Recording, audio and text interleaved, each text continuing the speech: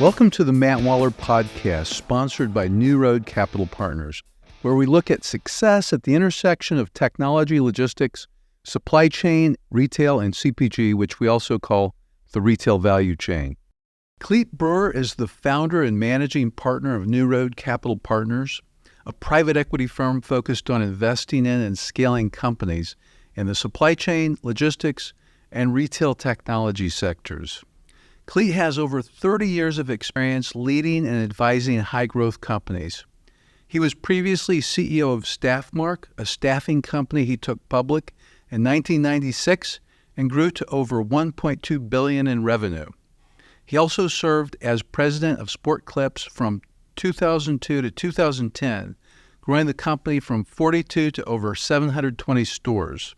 Clete leads NewRoad's investment strategy and works closely with portfolio companies to help them scale through strategic guidance, operational support, and access to networks.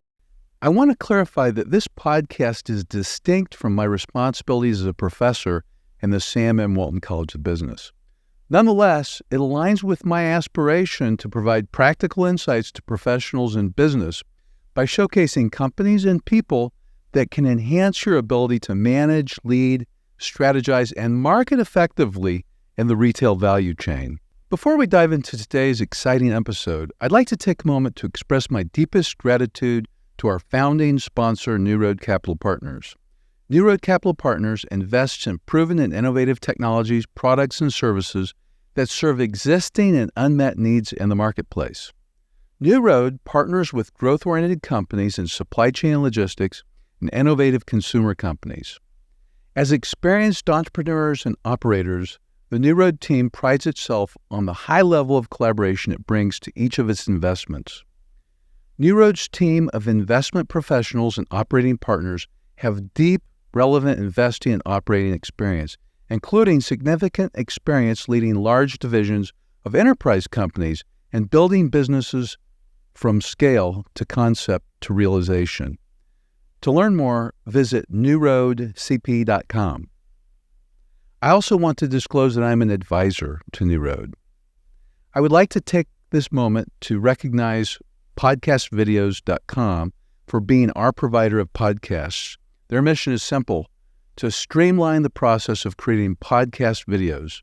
They're equipped with industry-leading equipment and streamlined processes, and their studio and services save you time, money, and hassle. I'm very pleased with the services they provide me. Now, without further ado, let's get started with today's episode. Clete, so glad to have you. Really excited to talk to you today. It's good to be here, Matt. Clete, that part that you really emphasize about strategic guidance, operational support, and access to networks, I had no idea how extensively you all did that in the value chain. But the team you've put together is just remarkable, which I know you did at Staffmark and Sport Clips as well. Putting together teams is just so critical. It's everything. It is. Yeah. Well, I'd like to, before I ask you specific questions about NewRoad, Clete, I'd like to talk about some research that's been published recently that I found interesting and get your input on it, insights on it. These facts come from the American Investment Council. The first one is that 12 million Americans are employed by private equity-backed companies. It's way more than I would have expected. There have been greater than 32,000 companies backed by private equity in the U.S. since 2017. In 2022 alone, 62% of all private equity investments went to support small businesses with fewer than 500 companies. And in 2021, private equity invested over $1 trillion in the economy. As a part of the diversified investment portfolio, private equity is consistently the highest ranking returning asset class for public pensions. Do any of those facts surprise you? You've got a lot of experience in this. So I think that's private equity, so that 12 million employees that are employed, through private equity investments. Private equity is kind of interesting, but those are growth and buyout firms, and so that doesn't include the venture world. And Good point. If you took the venture world and you started adding companies that were venture backed, like Amazon, Google, those numbers become astronomical on how many employees, were a venture backed. That's unimaginable. That ended up going public, but they started off venture backed. I don't even know if you know this, but technically even J.B. Hunt was venture backed in one day when J.B. and John L. were raising capital around here, and some local people in the poultry industry gave them some capital, and a couple of people that own trailer companies gave them capital. They became what you would consider angel or seed funding for a company that we now would never think of as being venture backed. But technically while it wasn't institutional venture capital, it was, smart, strategic, good people that invested in that company in the early days that got John L. and JB's company off the ground. And now we know it as the largest logistics transportation company in the country. So when you start thinking venture and seed stage and borrowing from my wife's family or my husband's family when I launched my company, I bet you it's well over 50% of the employees of this country at some form or another had venture or private equity backed support along the way. And then when you think about how many companies spun off, not necessarily spun off, but, employees working there created these new companies because they made a lot of money by being early employees, and they didn't even need additional capital. No, someone went out and started their own business on their own, or their own self-funded from a really good success that they had early on that probably was venture-backed. Yeah, that's happened a lot in the last couple of decades and continues to see. We see that all the time. Well, I did a little bit of research and found out that if you invested $100 in U.S. public markets compared to $100 invested in U.S. private equity in 2010, then by 2022, your investment in private equity would be almost $700. Whereas in public markets, it would be about $350. So almost double. That doesn't surprise me. Yeah. In fact, if you went back 2 years and did it in 2008 when it would probably, those numbers would be even more astronomical. Good point. Yeah. But I think it's a great asset class, but it is a riskier asset class. And so it's not for everybody. And that's why there's rules around people who can, the qualifications to invest in private equity, is there. Now, there's a lot of wealth managers that can aggregate and put people into that asset class through various, instruments. But for the most part, it's a good asset class because this is a great country where you can create a new company and be innovative and somewhat, disruptive and have an opportunity, and technology and the free enterprise system has allowed that to happen. And as you look back, new advances in technology from the computers to the early days to the cloud here recently has just accelerated the ability for a company to become a $100 million valuation company with a software solution that plugs into the cloud that solves a day-to-day problem. That was really hard to do, 30 years ago. It just didn't exist, but now it does. And so I think some amazing, and we still have new technologies emerging, and to see what happens is going to be exciting. I think everybody's a little bit afraid of AI, rightfully so, but there's also some great use cases for it. So it's going to be interesting to watch that. We've been talking about electric vehicles for a decade now because we're right here in transportation mecca. Yep. And we all know it's coming. It's just, probably not as economically viable as everybody thought, and it's just taking its time to get there. But when it does get there, that'll be a new lane, a new technology that'll create other technologies around supporting that. So it's interesting times for sure. Never boring in supply chain logistics. It is not. Transportation. Well, and speaking of supply chain electric vehicles, there was an article in the Wall Street Journal just the other day talking about Magnolia, Arkansas. I saw that. Did you see that? Yeah, my partner Jeremy, I think his dad was a preacher in Magnolia. And so I didn't know that. And they're talking about how are they going to handle the infrastructure with all the lithium, mining that's going to go on down there. It's going to be like a boon. And if you know about some of those shale plays down in South Texas, like the Eagle Ford and the Permian, I mean, it just like these towns went from one stoplight towns to mega hotels and restaurants, and it just changes overnight. So it's going to be interesting to watch that. Who would have guessed, Magnolia, Arkansas. Yeah. Well, Clete, you've got so much experience in so many different ways in business, but I'd like to know, because NewRoad has been so successful, I would like to know about your investment strategy, how you identify promising companies, and what I call the retail value chain. What is your approach to that? I love that you gave it the name, the retail value chain, because it's taken us 8 years to find a description for what we do, and you just did it in like the first 5 minutes of this podcast. So we invest in supply chain, logistics, transportation, and retail tech, as well as marketing tech, kind of consumer based on the marketing tech side, working with enterprise customers to drive revenue, sales, transactions. Given being based here in Northwest Arkansas, that just was, it's common sense that's where we would invest. But honestly, it took us 4 years to figure that out. I think we were more generalist in the early days. So you asked, how do we come up with a good investment strategy? I think that evolves as you learn. No matter how old you are, you're always learning. And so we continue to evolve to find the lane and the areas that our team could add the most value and give ourselves an unfair right to win in the venture capital growth equity space. So we consider ourselves early growth, late venture. So we're typically investing now at a series, maybe a large Series A, or probably more than likely a Series B stage, which is that second round of finance. And both of those are growth rounds where all the capital is going to grow the company, expand it, add more salespeople, more talent, more engineering to deliver a scalable product for enterprise customers. Generally, it's already proven, as an enterprise solution when we invest.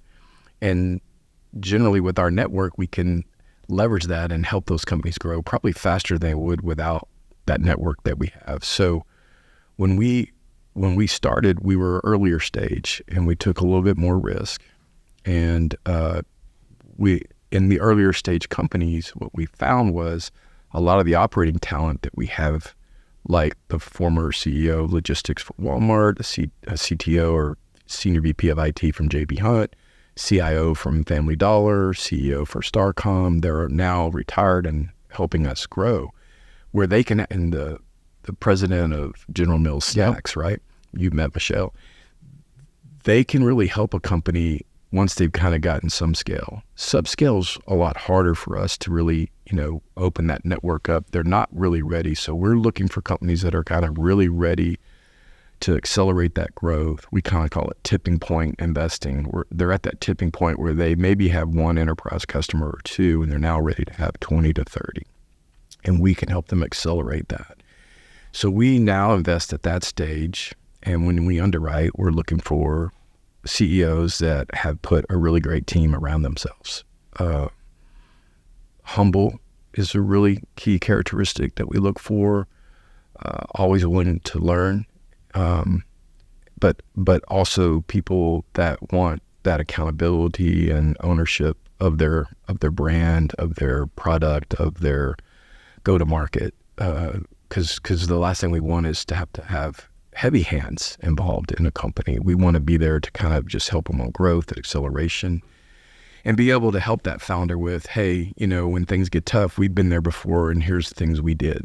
And that's really how we see NewRoad, is kind of as a partner with the operating background. So we were kind of created with the operating background in mind. What we felt like was there are a lot of people that can get capital in the marketplace from different firms, but how many have operating experience at running a company and scaling it, taking it public, or selling it, and selling a second business? And so if we can help that founder who's selling their first business or even their second business as they scale with some of our learnings, that's really, we think, important to the right founder. The founder that doesn't value that's probably not the fit for NewRoad.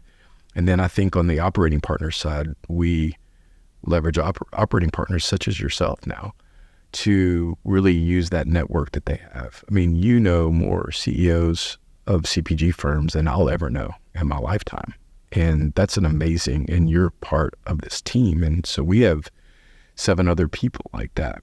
And we vet these companies really hard. I mean, we'll see 4,000 companies to talk to 400 and do some research on, start really getting heavy into diligence on like 40 to make maybe 4 investments a year.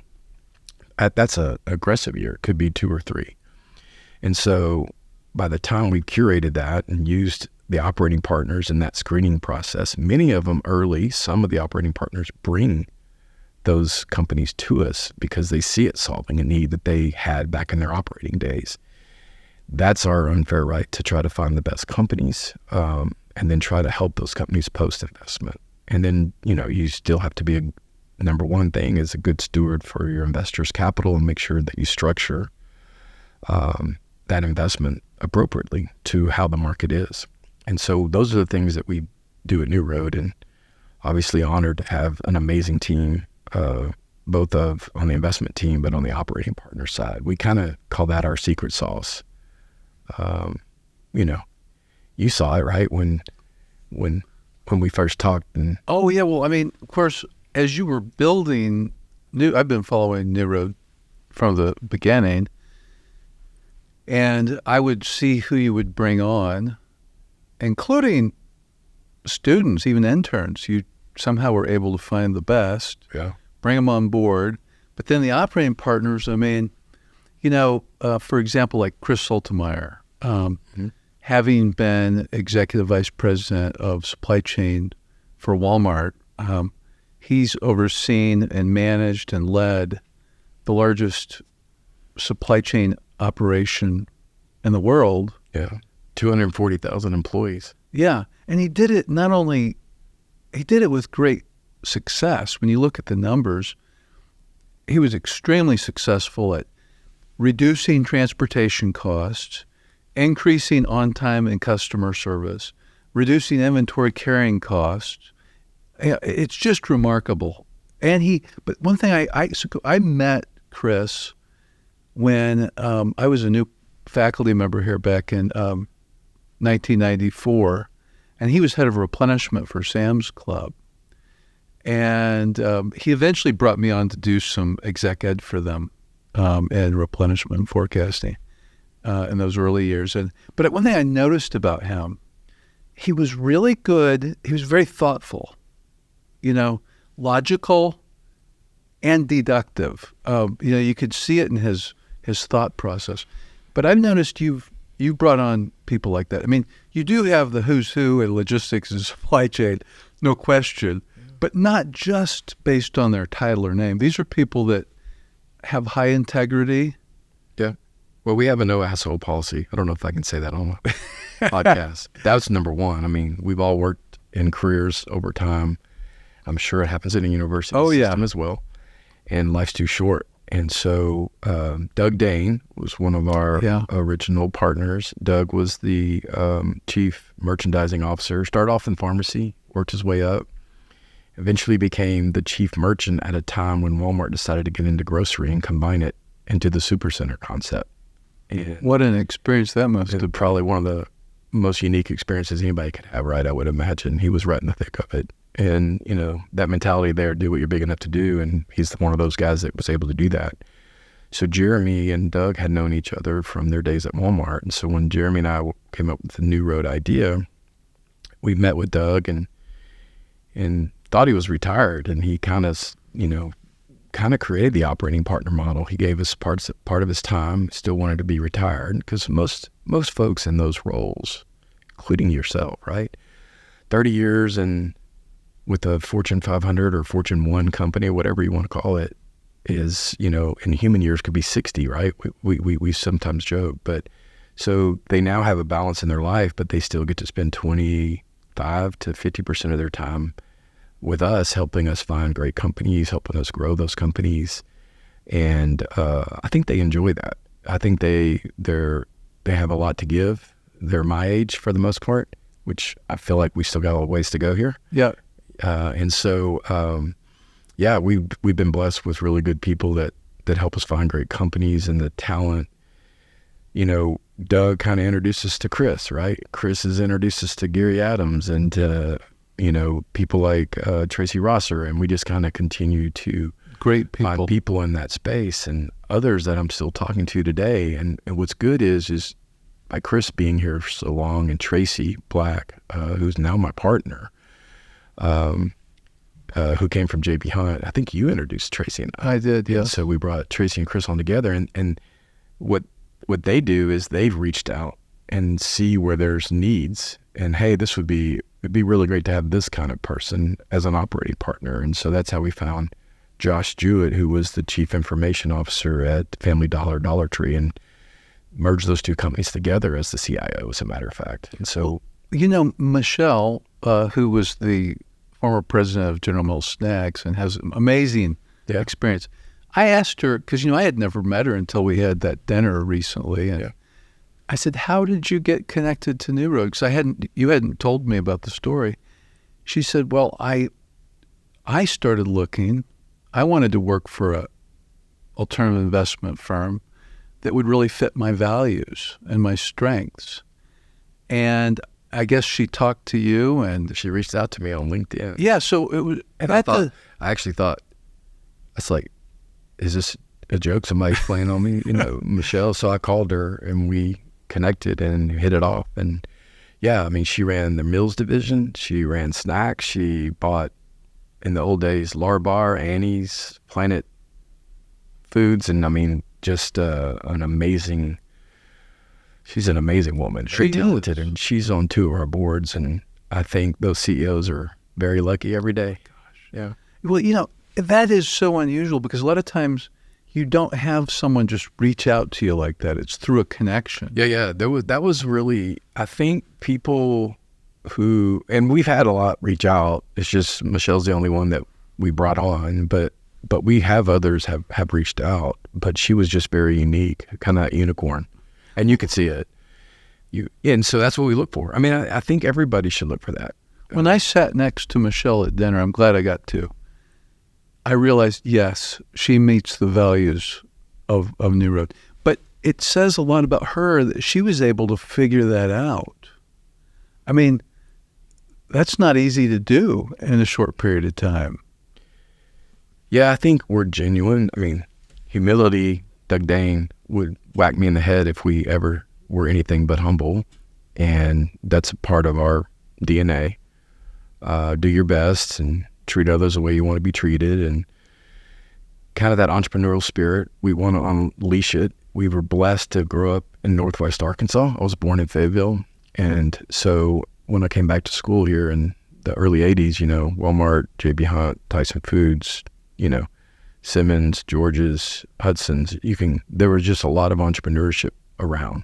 And as you watch that, it made you realize, and you could do anything. If you can do it here, and back then, if you could do it in Northwest Arkansas, gosh. Right? I mean, now it's a lot easier for people that are starting businesses now, but back then, that was some arrows in the back, I'm sure, from many things. Can you imagine the infrastructure? And you remember what it was like trying to fly into Fayetteville? Oh my gosh. On a cloudy day, it was, 50-50. You'd probably end up in Fort Smith driving up here. So you would wonder. They overcame that group of original entrepreneurs here, and they built, one of the best places to live in the United States now.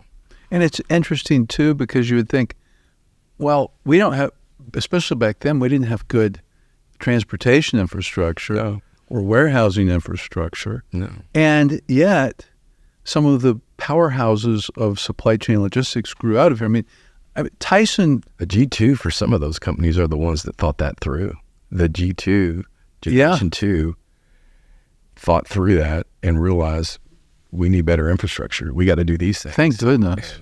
That doesn't normally happen. It was just an amazing, we were blessed with both good G1s, G2s. I think G3s are looking pretty good too. I know. Yeah. And so, it's fun creating a lot of G1s. That's what we get to do in private equity and venture capital, is try to do that. So we've talked a lot about your firm and how you've built it, and congratulations on the success. But you invest in high growth companies, and to your point, you provide funding for scaling up. But what do you look for in management teams and business models that gives you the confidence that they can scale? Because anyone can say, right, we've all seen these graphs that show the bar charts going up and to the right. Oh, yeah, everybody. Easy. Yeah. But we call those Excel dollars. Exactly. If everybody just made their Excel dollars, we'd be all in great shape. Yeah. You have to go deliver. I think what you're asking is like, so from a talent standpoint, it's always great to have an entrepreneur that's done it before, but that just doesn't always happen. But it's nice when they have, because they put their own money into it. They understand how to operate a business, and they're gonna listen, but they're gonna act, and you just have a little bit more confidence there. And they probably have some team members from their previous exit that are helping them do it again. And so that's a camaraderie and a chemistry that's generally, kind of an unfair right to win versus a pure startup that's just putting people around, for the first time. So we love to see that, but can't always see that. So what we look for is a CEO that's humble, smart, great visionary, can articulate the story where I can understand it, pretty rapidly. If it takes 3 or 4 meetings to understand it, that's probably not a great thing.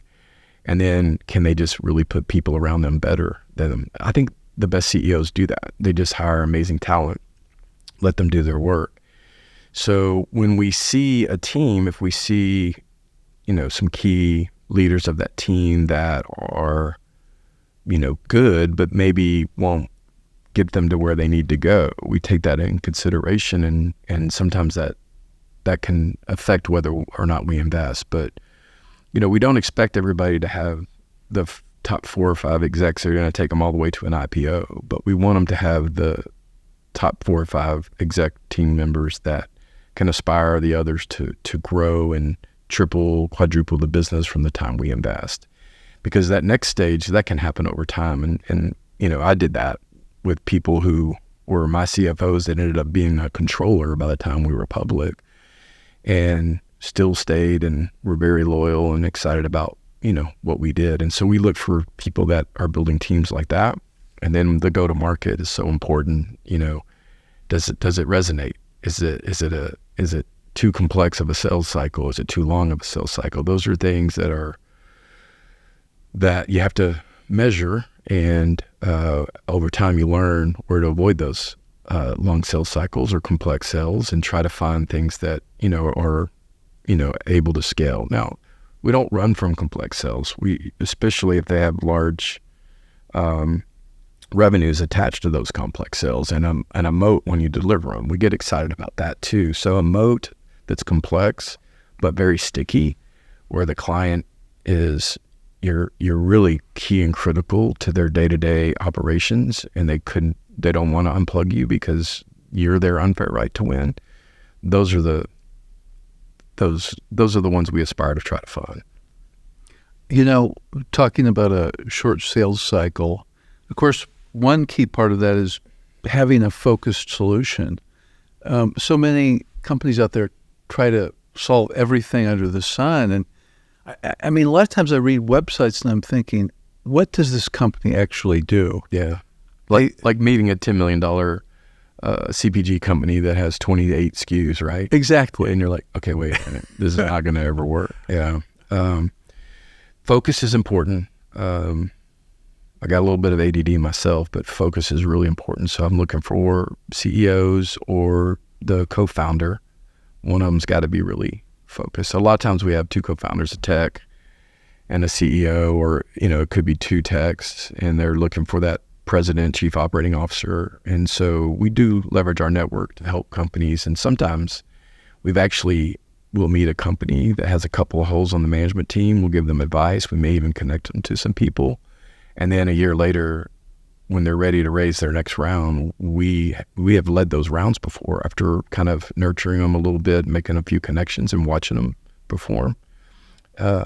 That's a really great way to invest. Can't always do it that way, but when you're able to watch a company for a year and connect them to some of your network because you think that will help validate the investment, it's a much easier underwriting which is, one of the hardest parts about our job, and set yourself up for success. Well, where you're playing in supply chain logistics and retail value chain in general, but let's just talk about supply chain logistics for a moment. Prior to the pandemic, most people didn't know the phrase supply chain management. It was just not a part of the vocabulary. The pandemic really popularized it. People are very familiar with it now. But through the pandemic, there was a lot of innovation that came out of that, and disruption as well. So what are some of the most promising areas of opportunity you see in those sectors? Okay. So you're right. The pandemic did a lot of things. It accelerated adoption on many levels for final mile delivery of groceries, which was taking forever, got accelerated to a level it never has seen and probably may not see for a while. So we were looking hard at final mile. We've been looking hard in reverse logistics as everybody's become just accustomed to, having things delivered to the front doorstep. And if it doesn't work or doesn't fit, they just send it back, right? And then, so there's just a lot of inefficiencies in the market with that. We continue to look for areas there. Track and trace and visibility became real important during COVID. We were looking at it before COVID. I told everybody we were kind of investing in supply chain logistics now for 7 years as our focus. And when COVID hit, all of a sudden there was a lot of other people started trying to come into that sector and investing. But as we talked to the CEOs and the founders of these companies, they were like, you guys are so much more fun to talk to because you know what, LTL is, you know what OTIF is, you know the language of WMS, TMS, and these are transportation management software, warehouse management software. Those are areas that we do invest in because it's ripe for disruption. There's just some old legacy players in the space, and we found some really innovative companies that are using cloud technology to solve for a new way of managing inventory and working with a customer that didn't exist 10 to 15 years ago. So some of that got accelerated by COVID, but some of it is you had to watch, but you can now see what sustainable growth versus what was kind of that COVID bump.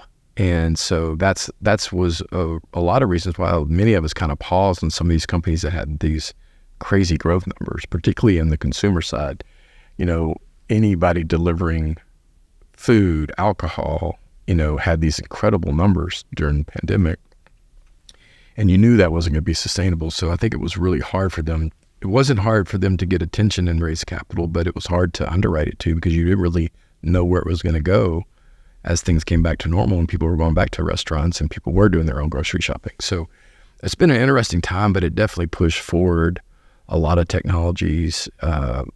Even drone delivery got pushed forward because of it, right? Because everybody was having to try things probably way earlier than they would have because they realized this is what we got to do. And so some of that kind of helped do some proof of concepts for technologies that probably were 2 or 3 years away from getting that shot on goal to do. So anyway, those are areas. The reason we like the space is there's still a lot of just legacy and Excel and even notebook pads of data and transcription that happen in the space. I mean, we invested recently in a company that does an electronic bill of lading. And you're like, oh, that makes sense. Why doesn't that already exist? I mean, we would all think that, right? I think a bill of lading has 13 touch points along the way from where it originates at to the final, person, and 3 of those involve courier services. And so an electronic bill of lading that uses the blockchain is kind of the company we invested in, Wave BL out of Israel. And they're solving a great problem that you would think in other industries like fintech and others, they would already be solved, but they're not in supply chain logistics. So I think it's one of the areas we like is because I think there's still lots of disruption and really not disruption. It's just really process improvement and optimizing business models. And there's just a lot of innovation and ideas. And I think as that market grew, the talent in those sectors grew, the talent at a transportation company, the talent at a logistics company. And as that talent grew, entrepreneurship grew out of that. And those people see a problem and now they go solve for it. As they started hiring great engineers because they could afford to, that gave them talented engineers who could see another problem and say, well, I can solve that. And if the company doesn't let them do that inside that Fortune 500 company, they can spin out and go do that on their own. And we're seeing that. And it's right here. Some of those people are in our backyard doing this today. Well, I think about one of the companies in your portfolio that at first when I heard about them, I thought, oh, they're a WMS. But when I dug in and talked to the CEO, I realized, oh, they're like a WMS that's focused on e-commerce fulfillment, high-velocity e-commerce fulfillment. And I thought that's so smart because most of the time you have, companies that are doing everything in WMS, and then the implementation takes forever. Yeah. By focusing like that, you can get implementation much more quickly, so you get your return on investment sooner. I think the average WMS system is 6 to 12 months to get installed and integrated. And Lodger was the company you're talking about. I think it's 4 weeks. Oh my gosh. Yeah. But it shows the benefit of having focused solutions. Cloud-based, focused on e-commerce, high volume throughput, eaches, and all the components that a lot of the legacy WMSs aren't. That you pick niches, and that's e-commerce is going to be here for a long time. It will. So what advice do you have? Like, if you were to meet a leader, or I'm sure there's leaders of supply chain and logistics technology companies that will be listening to this. What advice do you have to them in terms of, say they're wanting to partner with a private equity investor? What should they be thinking about? How can they stand out? Those kinds of things. Yeah, it's interesting you asked that question. Where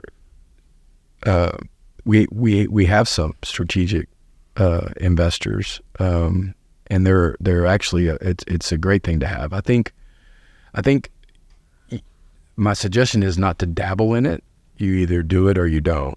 And so if you're going to create a corporate VC group, which some have done, and then some shut it down when the market gets tight because it's like, then they do it again, or, I think that there are some really interesting firms that see companies in their space that want to see innovation and be early adopters and probably have the ability inside their organizations to be a little bit more agile than their competitors. I think those are the kind of Fortune 1000 companies that, could lean in and be good partners as we grow, and others, as some of our companies grow and scale. I think it gives them an insight to innovation. It also, if you see a lot of innovation, it gives you somebody to help vet that innovation for you. If you're working with a private equity fund that you're invested in, you're literally, hey, here's something we really like, my team likes. Well, as a private equity investor, I'd love to hear a Fortune 500 company tell me that. But now, is it really investable? Because it may just be solving their needs, and it's not going to be a true enterprise level software because it's too nichey and it really doesn't have the scale that's needed for an investment. But it might make sense for that company to just own it, right? And then others where you're like, wait a minute, this has wide range value, and it's not just to company A. This could be to any company, mid-size to large scale. And so those are the kind of companies that we would work with that corporation with and invest and give them the right to invest beside us. And since they looked at it, I think you'll see a lot of that going on, and it's happening. A lot of our portfolio companies are raising strategic rounds of capital from some of these Fortune 1000 size companies where it's strategic and core to what they are going to do. So they see the value there. They could be a customer already or a future customer. And they see it as a way of leveraging the fact that, well, I'm going to be a big customer. I might as well benefit from some of the upside that this company is going to get by me being a big customer. In fact, we see that. It's starting to be pretty common to see some companies who realize, wait a minute, if I become a customer, I've just put you on the map. You can, if you're using my name and you're able to go win 5 other large, companies in my space, I'm probably helping you. And so we have seen companies that partner with private equity funds like ours who say, yes, we do want to invest with you. We see the value there, but we'd also like to, if we become this size customer for you and it helps you, we'd like to participate and have some economics for that.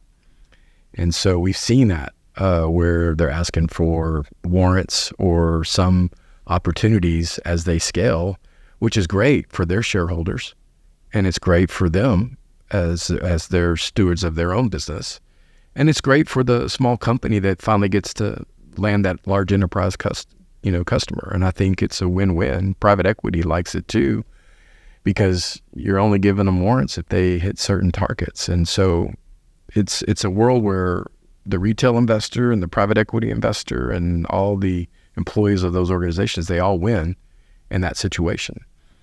So I think you'll see more of that. Well, Clete, thank you so much for taking time to let me interview you for this podcast. I really appreciate it. Yeah, thanks. If you're finding value in this podcast, we greatly appreciate your support by subscribing to our YouTube channel. Additionally, following us on Apple and Spotify and leaving up to a 5-star review would be immensely helpful. We welcome any feedback or questions related to the podcast, as well as suggestions for further topics and guests. You can leave your comments on our YouTube channel, and rest assured that I will read each and every one of them. Please also take a moment to check out our podcast sponsors, as they play a critical role in keeping this podcast running. For more information on specific topics, timestamps, or links to articles mentioned during the podcast, head over to mattwallerpodcast.com.